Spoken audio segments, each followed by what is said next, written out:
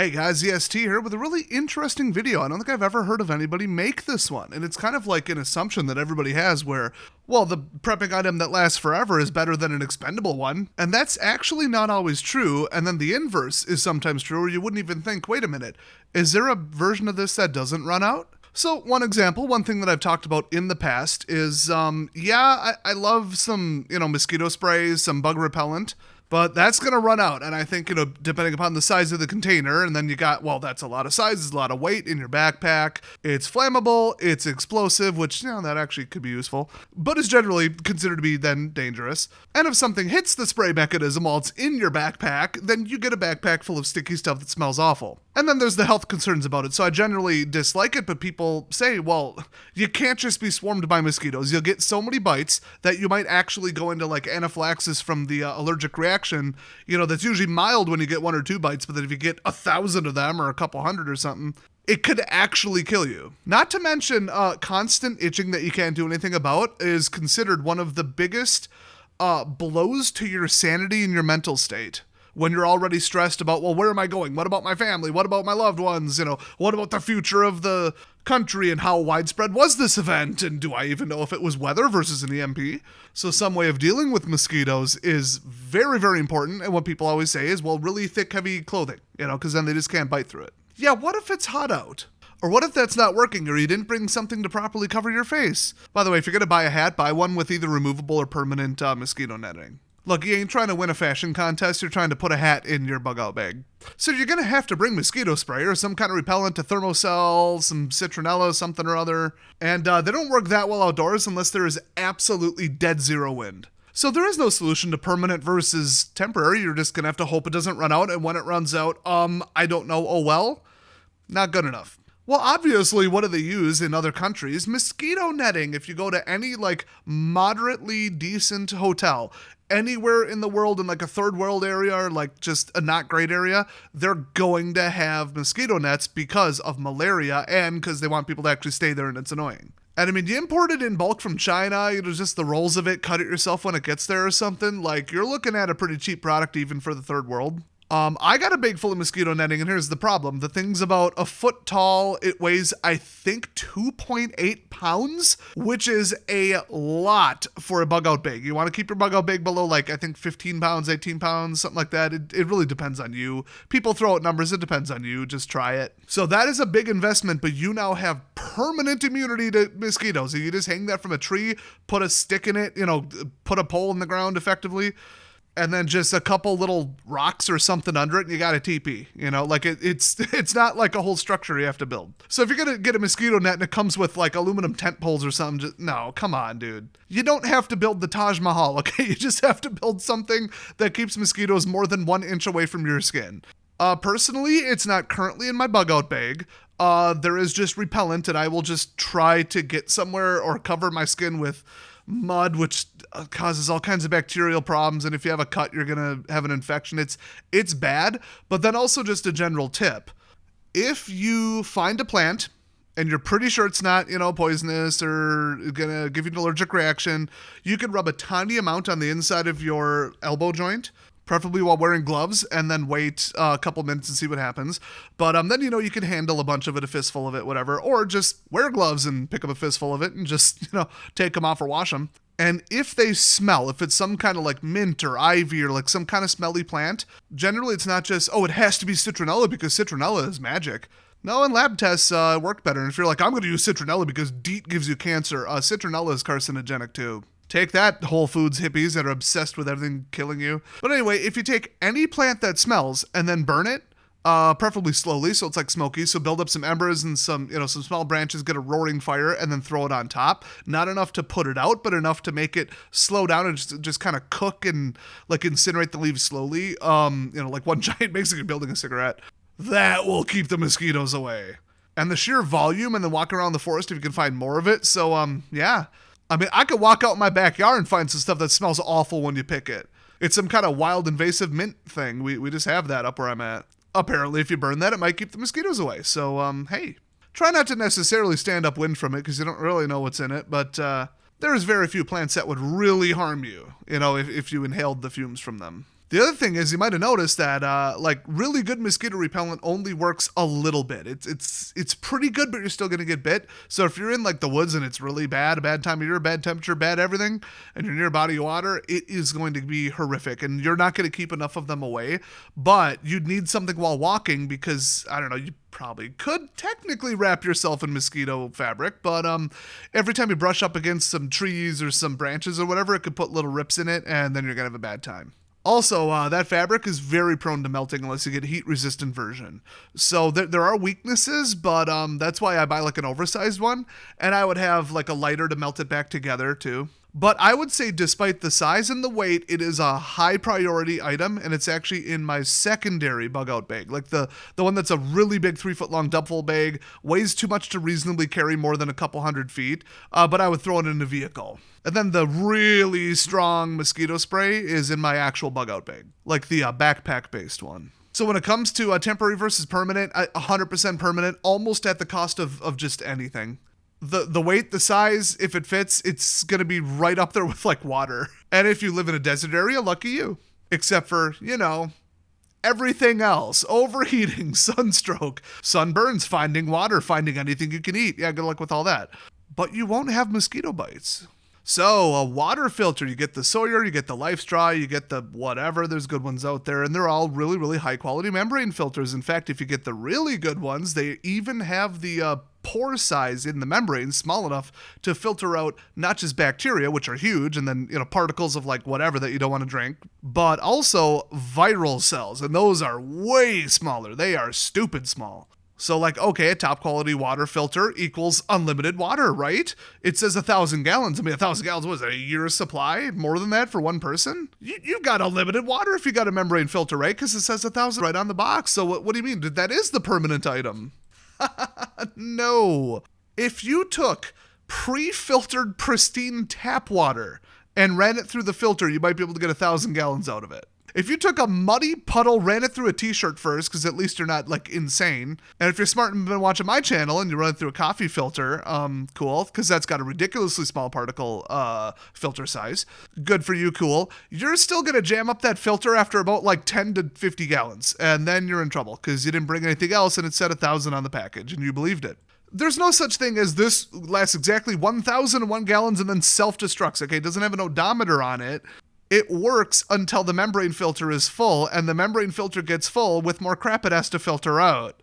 Now, a lot of them you can kind of like blow through the opposite side, or you can run, known to be clean water, by the way, backwards through it, and that'll kind of backwash it and filter it back out, but that little hack only works probably like 50%, and then you keep getting diminishing returns from it. Eventually, really sharp, jagged objects or just stuff that's really, you know, in there and doesn't want to budge will cause you some problems. Eventually, that membrane filter is just not going to work, and worse yet, some of the cheaper ones, the membrane material will tear, depending upon what you're trying to suck through it, and now you got holes in it that can let stuff through, and you wouldn't know it. So what is the permanent item? A distillation pot, and then a cooler. Now, I don't know much about like portable ones because I just kind of thought about this while brainstorming. I just knew that distillation is the best, safest way to do it, but it's really difficult because you need like unlimited fuel. Well, start a fire with anything. There you go, unlimited fuel. I mean, if you're in a forest, duh. And just a couple little twigs and some medium-sized logs that you can saw off with a handsaw or break off or just gather from the ground or whatever. The chemical energy total output of just like wood is mind-blowing. Actually, I wanted to make a video on this, but I couldn't make it long enough to be worthwhile, so I'll just tell you now. A 1-foot diameter log, so unsplit pine wood. And pine is way too thin, fast-burning garbage, okay? It's terrible wood. But yeah, cut down a pine tree, you got a log, okay? 200,000 BTUs. 1/16 of a gallon of gasoline is around 7,500, assuming I did all that math correctly. So 8 fluid ounces, like a big cup, almost a full like soda can of gasoline, has 27 times less chemical energy in it than a 1-foot long, 1-foot diameter pine log. So you get a couple little like 1-inch branches and like just the thermal output, like just if you're in a forest, you have unlimited fire. So we're going to call that non-finite. And then a good cooking pot, you know, to boil the water, that's unlimited, I guess. I mean, you could probably break it, but not from boiling it, probably. Especially cast aluminum. My gosh, that you could probably last 1,000 years, I bet you. But then you have to distill it, because just boiling it into the air, how are you going to capture the steam? So usually you see like you can look up like a distillation device. It's pretty much for making, bootleg liquor, which is usually illegal. But if you're just doing water, okay. And it's all these fancy like brass or copper coils and all this stuff. And I feel like, well, that would probably have to be treated with oil so that it doesn't oxidize and turn all, green like the Statue of Liberty. But I mean, that's for like fancy ultra high purity alcohol. If you're just boiling water, you don't care about these like percentages and precision little this and that. Well, then you could probably just build something out of any, food grade metal and be good to go. And I thought, well, if you can build it, if it's DIY, somebody built it somewhere, it's for sale, right? I looked on just Google, eBay, I think I even asked AI. All I could find were ones that are tabletop, ones that are they run like a 1700 watt coil, they heat the water and then they spit it out into a little reservoir and most of it escapes as steam anyway. It's horribly inefficient and stupid. I did have to be some kind of idiot to use that in your home because you could just use a reverse osmosis filter pretty much anything else and it would cost you less money because that is an absurd amount of electricity. Or you could just go to the grocery store and buy distilled water for about $2 a gallon. But I did technically eventually come across one from a company called Vavor. Never heard of them. It's probably awful. But that is exactly how you would build one, but better than you could build it, let's be honest. Now, calling that portable is a little generous. But I mean, it fits in a car and empty. It's probably a couple pounds. It's just big. It's a little sensitive. You wouldn't want to drop it probably. And considering they have it listed for $66, I have the weirdest notion that it's probably not actually stainless. Or at least it's not steam grade stainless. That's a 3-gallon capacity though, and you probably don't really need 3 gallons. What would you even do with 3 gallons? We could do the dishes, drink some, and then still have a lot left over. But that's a really reasonable price. And they've got 113 reviews that I'm sure are totally real, considering that Vavor is based in Shanghai, China. But they do have some customer photos that are clearly real, so I don't know. So if I took some water, I poured uranium in it. Okay, I poured radioactive fallout into it. And then I poured every single dangerous bacteria known to man into it. And then 50 viruses. And then ran it through this distiller, I'd still be fine. Mostly because of the boiling temperature, but also because, you're distilling it. So it's turning into fine vapor that can't carry really almost any kind of particle size with it. There is a size, but it's so stupidly small, you're probably going to be good. And it would be a very limited list of things that you'd have to be worried about. However, if I were to drop methyl alcohol into there, or I think liquid fertilizer, I might have to look that one up, the end result, you're still going to immediately die. Because it's water soluble, it dissolves, and then it evaporates along with it. So distillation isn't magic. Reverse osmosis is about as close as you're going to get to magic, but good luck carrying one of those with you. I mean, I've seen them, though. Other prepper channels have showed off some $600 to $1,000 systems that are, they weigh under 10 pounds, and they're pump-based, or they're electric, or both, and they're pretty good, but that's pricey. But, I mean, if that's within your budget, go that route. That's why I wanted to mention it. But otherwise, distillation is, really good when, like I said, you have unlimited fire, unlimited fuel, pretty much. I forgot to mention this, but your stovetop, if you have an electric coil heater, they're usually 1,000 to 1,500 watts each. That's about 3,000 to 5,000 BTU in that neighborhood, just rounding. So you could go with stovetop or you could go with little tiny log, which is, once again, 200,000 BTU. Per hour. There, fine. I stated it correctly, science people. You can delete your comment. So I kept looking with some more refined search terms, and for $180, you can get this from shtfandgo.com, which I've never heard of them before, but with a name like that, come on, right? Come on. It does come with a discharge pipe, but they don't say if it's coiled so that you take off the most amount of heat possible and then just put that into the atmosphere, air cool it, and then you get the liquid condensed quicker and you don't get as much steam coming out. But I mean, with unlimited fire, something is better than nothing, but you got to carry that from the source of water where it is, and that might be a mile away. So okay. Now I suddenly care about efficiency. And that unit looks like it really doesn't weigh very much. If you have a VPN and you're in private mode on your browser, just a little caveat, you could just Google moonshine distiller.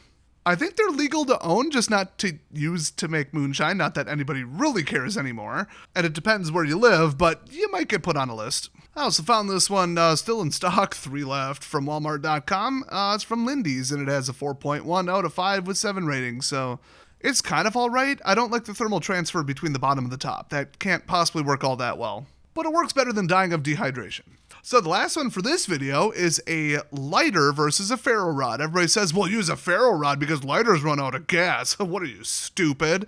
And then every prepper I've ever seen goes, yeah, I've had this ferro rod forever, but it's starting to wear out. I've used it, 100 times, and look, it's almost worn right through and snapped in half. Ferro rods do not summon sparks out of the ether. It does not teleport them from another dimension into ours using magic. It uses material. So it's just physical translated into chemical energy, sort of like potential energy, it's a whole thing, versus pure chemical energy being dissipated from butane. And you might think, well, close enough. I mean, I've used a large ferro rod for 10 years. How many fires did you actually start with it? So the funny thing is, a trash tier garbage lighter that you get at the gas station could light about 100 to 200 fires. One of the larger tank ones that are more like grip size, like full hand size, that have like the jet style burner, so they're waterproof, windproof, well, both, and they work quite a bit more efficiently because you just blast it. It just jets out the heat at a much higher rate.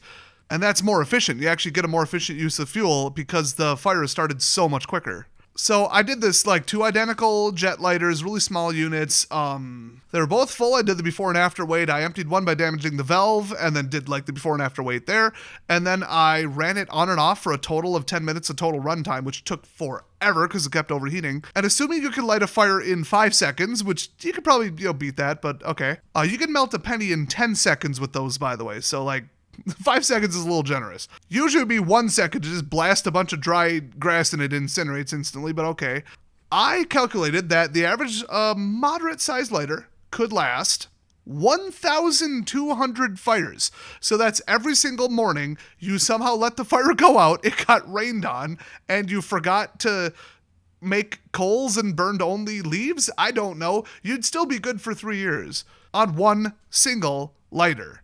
So go get those compact little jet style windproof lighters. Like get like 2 or 3 of them, put them in different parts of your backpack, buy different models in case some have some defects or some material issues over time where they lied about the safety. It's got a bad valve, it leaks, it's got, plastic that's susceptible to sunlight, whatever, and then that's your permanent fire. I mean, anything that lasts 10 years is considered permanent in my book. The ferro rod will not last that many fires. Unless you get like a 12-inch long one, but then like how much does that weigh? Do you really want to make that portable? So I actually managed to break through a ferro rod after striking it less than 100 times. The smallest one that I could get for like $2 or $3 in a bulk pack from China. And how many times you got to sit there and strike it versus like just, 2,500 degrees, I believe is what it is, instantly.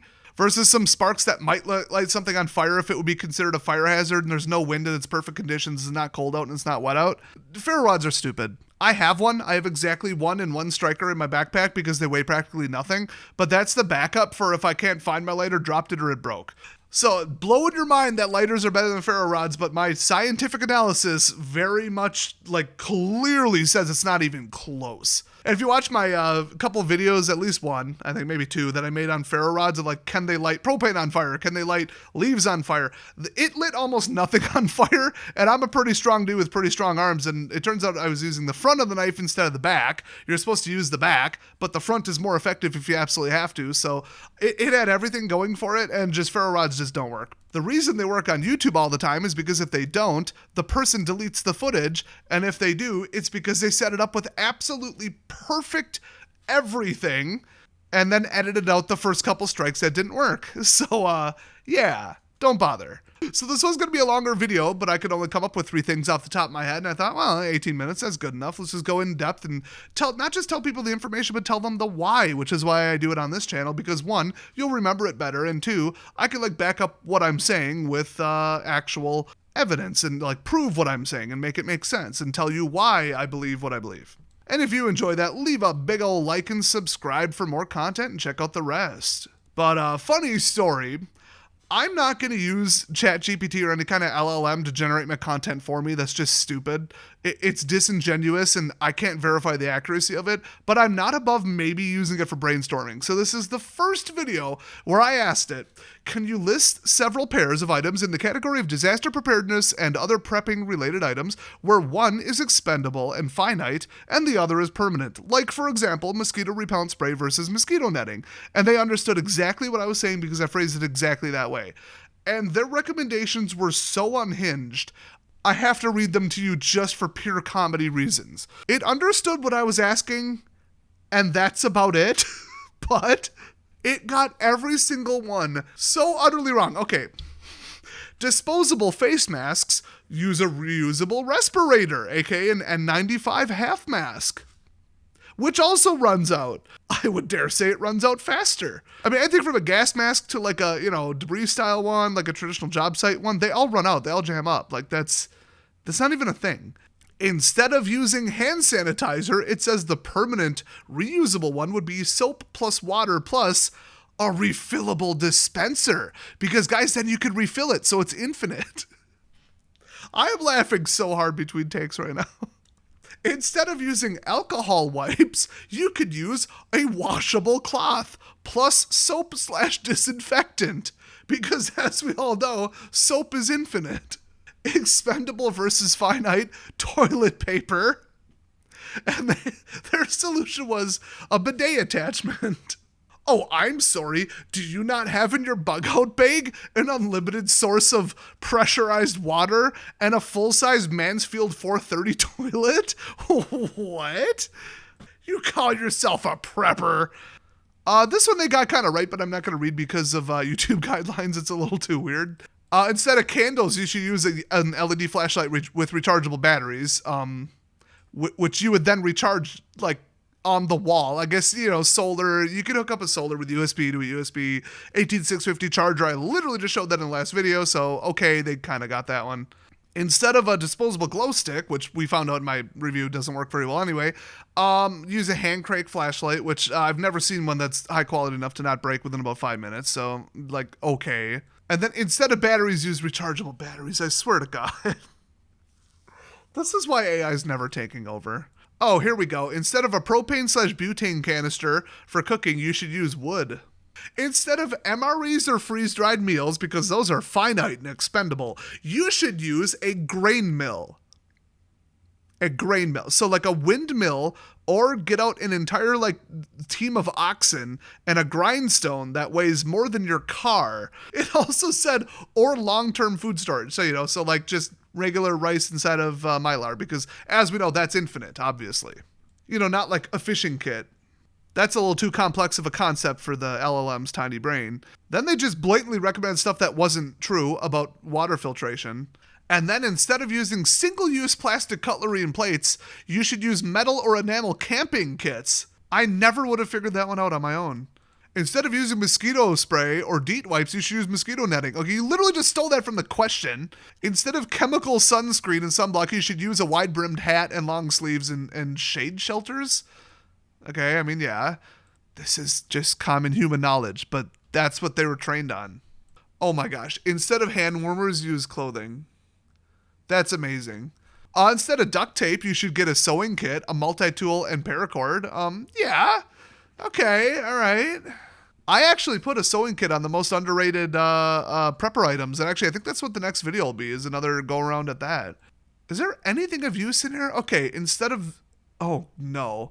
I just read the next one. Anyway, instead of zip ties, they make reusable zip ties that you can release. Yeah, I mean, you actually should buy those instead. They don't weigh that much more. They're really good. They're pricey, but they're really good.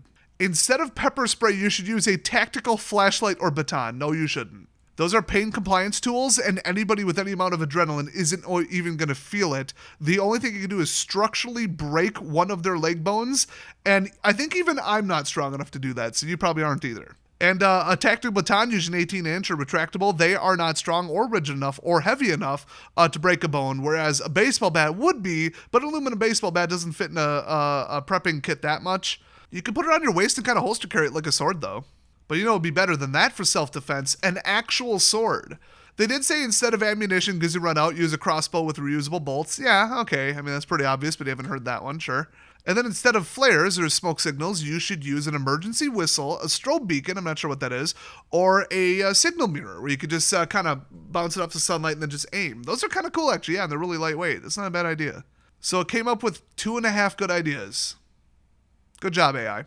Well, hope you found that last bit entertaining. I know I did. That's why I threw it in. So thanks for watching, everybody. I'll see you guys next time.